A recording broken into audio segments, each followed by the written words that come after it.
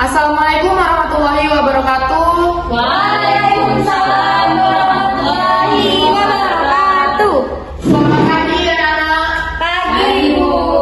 Bagaimana kabarnya hari ini? Baik Ibu. Sebelum kita mulai pembelajaran pada hari ini, Ibu ingin bertanya, siapa yang pagi-pagi sarapan sebelum berangkat ke sekolah? Nggak ada. Aduh, harus sarapan dulu ya, biar kita fokus untuk belajar. Nah, sekarang Ibu masuk ke materi tentang produksi, distribusi, dan juga konsumsi.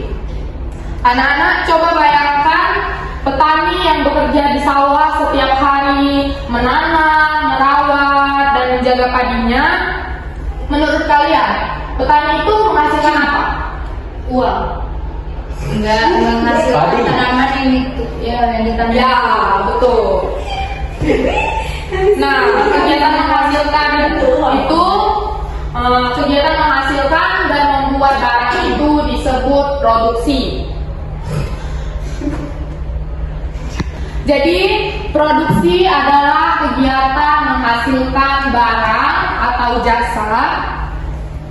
Nah, ada contoh-contoh kegiatan produksi dalam kehidupan kita sehari-hari. Yang pertama itu petani menghasilkan padi. Yang kedua, nelayan menghasilkan ikan. Pembuat roti membuat roti. Penjahit membuat baju.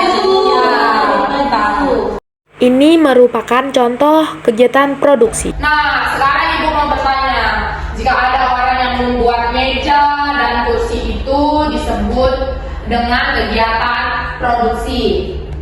Jadi, orang yang melakukan produksi itu disebut produsen.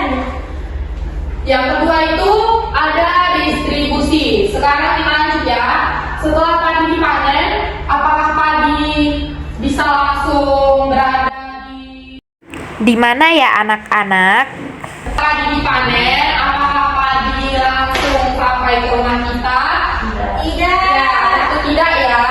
Padi harus terlebih dahulu dibawa ke tempat penggilingan, kemudian menjadi beras. Setelah itu beras dibawa ke pasar dan bisa dibeli oleh masyarakat.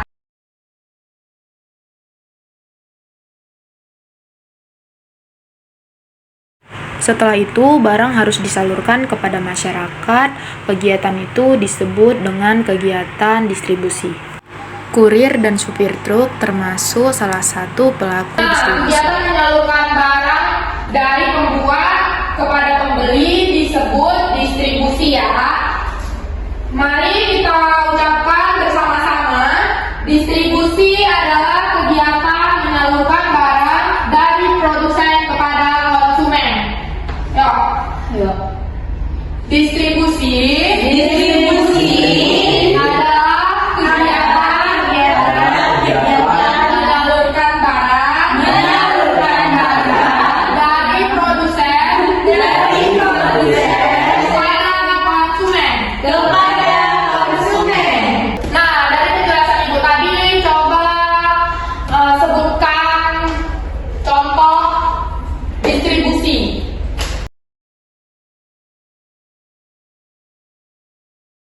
Supir truk mengantar beras ke toko agar masyarakat bisa membeli beras. Bagus. Ada lagi? Kurir Shopee mengantar paket. Sudi, Bagus. Suka. Gojek, Grab.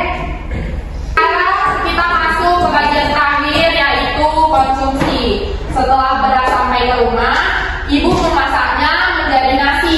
Kemudian kalian memakannya saat sarapan, makan siang, dan juga makan malam. Nah, saat kalian makan nasi, kalian sudah melakukan kegiatan apa kira-kira? Konsumsi. Ya, konsumsi. Jadi, makan dan belajar itu adalah salah satu yang termasuk dalam kegiatan konsumsi. Nah, jadi kalau kalian sedang melakukan dua kegiatan tersebut, itu artinya kalian sedang melakukan kegiatan konsumsi. Jadi konsumsi itu adalah kegiatan menggunakan atau menikmati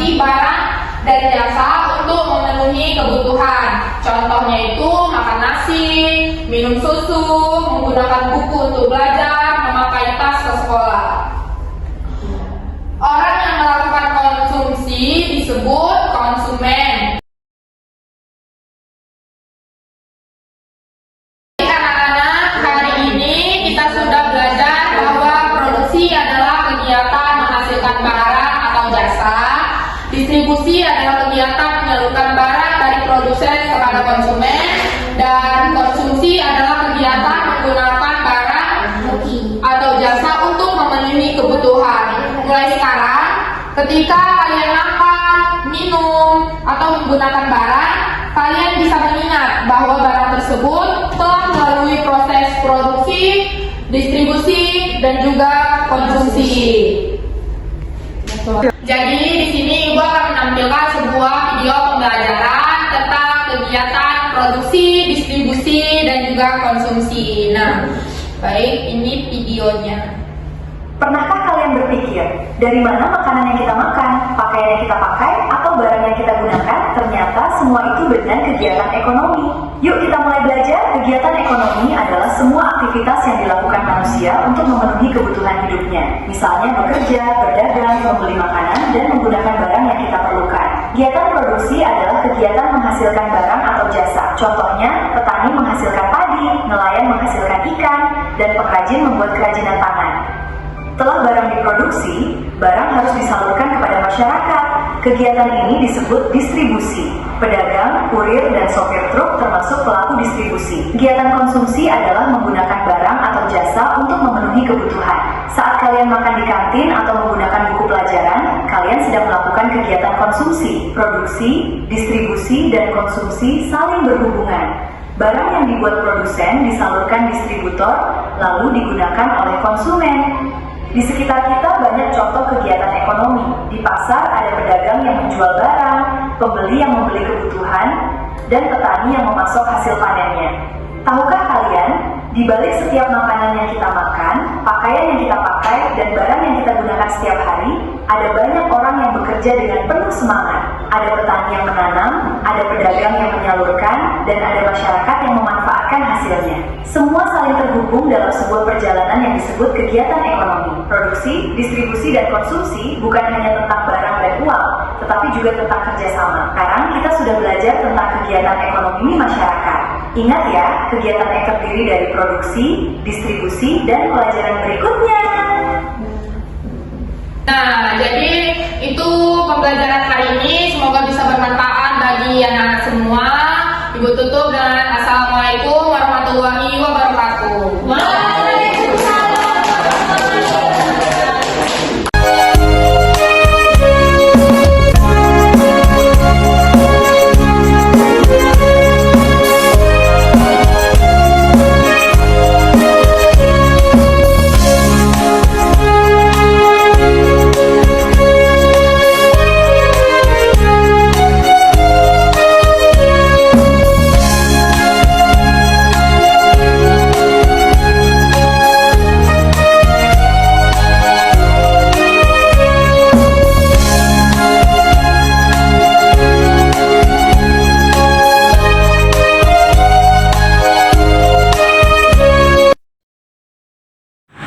Anak-anak, hari ini kita sudah belajar tentang kegiatan ekonomi, yaitu produksi, distribusi, dan juga konsumsi.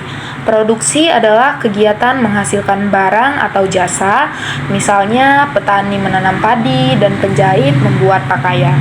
Setelah barang dibuat, barang tersebut disalurkan kepada masyarakat melalui kegiatan distribusi, misalnya oleh pedagang atau kurir. Kemudian, barang yang sudah sampai digunakan oleh masyarakat dalam kegiatan konsumsi seperti makan nasi, memakai baju, dan menggunakan buku untuk belajar. Jadi, produksi, distribusi, dan juga konsumsi adalah 3 kegiatan yang saling berkaitan. Tanpa produksi, tidak ada barang yang bisa digunakan. Tanpa distribusi, barang tidak bisa sampai kepada masyarakat, dan tanpa konsumsi barang tidak akan dimanfaatkan. Karena itu, kita harus menghargai semua orang yang bekerja dalam kegiatan ekonomi. Semoga setelah belajar hari ini, kalian semakin memahami bagaimana kebutuhan kita dapat terpenuhi setiap hari.